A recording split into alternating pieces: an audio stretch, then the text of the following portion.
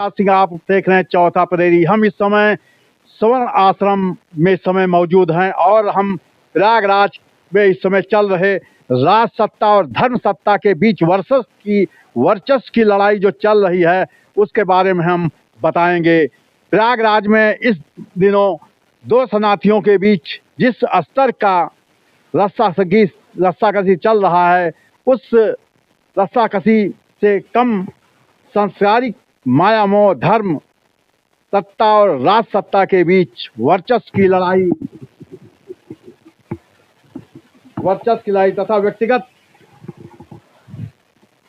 टकराव ज्यादा लगता है। इसी की आड़ में राजनीतिक हित में साधे जा रहे हैं संतों का सम्मान होना चाहिए, उसमें दो राय नहीं। लेकिन इस घटनाक्रम से यह भी उजागर हो रहा है कि आम लोगों को मोह माया से दूर होकर भगवत भक्ति में मन रमाने का उपदेश देने वाले खुद कितने सत्ता मोह से ग्रस्त हैं। भारतीय परंपरा में धर्म सत्ता को राज सत्ता से ऊपर माना गया है, लेकिन धर्म सत्ता और राज सत्ता एक हो जाएं तो धर्म सत्ता की जो हालात हो जाते हैं वह प्रयागराज प्रकरण समझी जा सकती है। प्रयागराज माघ मेले में मेला प्रशासन के नोटिस और कथित दुर्व्यवहार से नाराज ज्योतिष पीठ के शंकराचार्य स्वामी अविमुक्तेश्वरानंद धरने पर बैठे हैं। शंकराचार्य मौनी अमावस्या पर संगम स्नान के लिए पालनी में सवार होकर जाना चाहते थे, लेकिन प्रशासन ने इसे नियमों का उल्लंघन कहकर रोक दिया।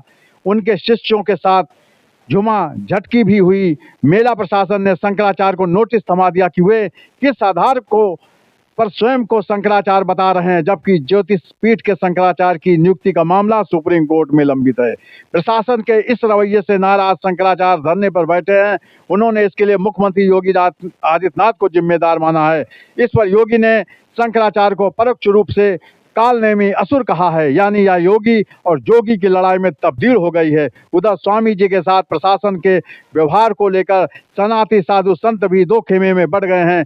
आचार्य राम भद्राचार्य का कहना है कि मेले में संगम पर स्नान के लिए सभी को पैदल जाना होता है, तो शंकराचार्य पालकी और रथ पर सवार होकर जाने की जिद क्यों कर रहे हैं, जबकि मेला प्रशासन ने शंकराचार्य को नोटिस थमा दिया है कि वे किस आधार पर स्वयं को शंकराचार्य बता रहे हैं, जबकि ज्योतिष पीठ के शंकराचार्य की नियुक्ति का मामला सुप्रीम कोर्ट में लंबित है। प्रशासन के इस रवैये से नाराज शंकराचार्य धरने पर बैठे हैं। उन्होंने इसके लिए मुख्यमंत्री योगी आदित्यनाथ को जिम्मेदार माना है। इस पर योगी ने शंकराचार्य को परोक्ष रूप से कालनेमी असुर कहा है, यानी यह योगी और जोगी की लड़ाई में तब्दील हो गई है। उधर स्वामी जी के साथ प्रशासन के व्यवहार को लेकर सनातनी साधु संत भी दो खेमे में बढ़ गए हैं। आचार्य राम भद्राचार्य का कहना है कि मेले में संगम पर स्नान के लिए सभी को पैदल जाना चाहिए, तो शंकराचार्य पालकी और रथ पर सवार होकर जाने की जिद क्यों कर रहे हैं, जबकि बाकी तीन पीठों के शंकराचार्य स्वामी मुक्तेश्वरानंद के साथ प्रशासन व्यवहार किए जाने की कड़ी निंदा की है।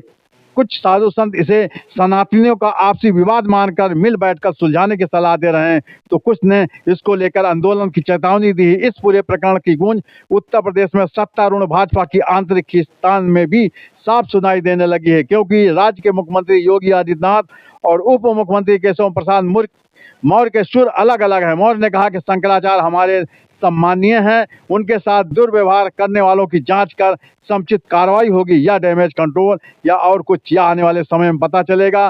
पहले राजनेता धर्म सत्ता से वैधता चाहती थी, तो अब धर्म सत्ता राज सत्ता से वैधता मांग रही है। इससे कोई संदेह नहीं रह गया है कि हिंदू धर्म में अब राज सत्ता ही धर्म सत्ता की वैधता दिशा और कार्यप्रणाली तय करने लगी है। इस प्रकरण में जहां योगी के पीछे भाजपा का एक बड़ा वर्ग है, तो स्वामी अविमुक्तेश्वरानंद के पीछे कांग्रेस और कई विपक्षी राजनीतिक दल खड़े हैं।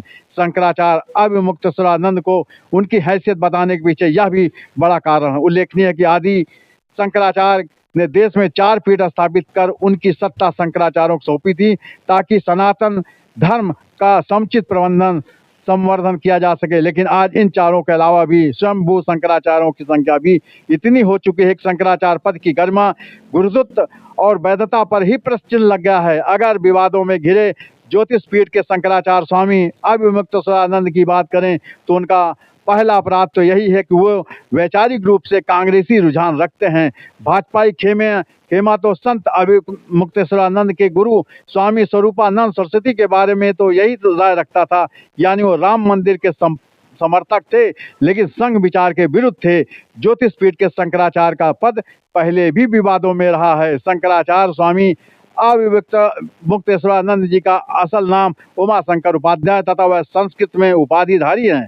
3 पीठों के शंकराचार्यों ने स्वामी अविमुक्तेश्वरानंद के साथ प्रशासन के व्यवहार की कड़ी निंदा की है। कुछ साधु संत इसे सनातनियों का आपसी विवाद मानकर मिल बैठकर सुलझाने की सलाह दे रहे, तो कुछ वे इसको लेकर आंदोलन की चेतावनी दी है। इस पूरे प्रकरण की गूंज उत्तर प्रदेश में सत्तारूढ़ भाजपा की आंतरिक की स्थान में भी साफ सुनाई दे रही, क्योंकि राज्य के मुख्यमंत्री योगी आदित्यनाथ और मुख्यमंत्री केशव प्रसाद मौर्य के सुर अलग अलग है। मौर्य ने कहा है कि शंकराचार्य हमारे सम्मानीय है, उनके साथ दुर्व्यवहार करने वालों की जांच कर समुचित कार्रवाई होगी या डैमेज कंट्रोल और कुछ और अनेकों समय में पता चलेगा।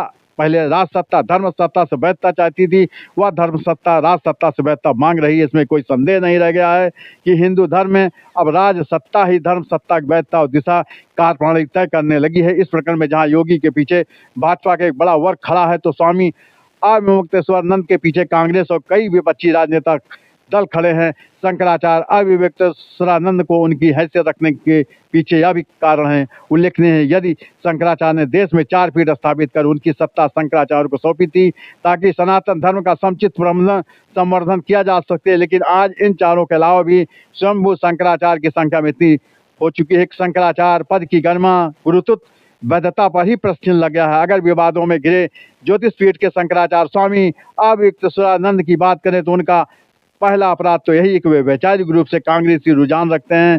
भाजपाई हेमा तो अविमुक्तेश्वर के गुरु स्वामी सरस्वती के बारे में यह भी तय राय रखता है कि वे राम मंदिर समर्थक थे, लेकिन पहले भी विवादों में रह चुके हैं। शंकराचार्य स्वामी अविमुक्तेश्वर का असल नाम उमाशंकर उपाध्याय है।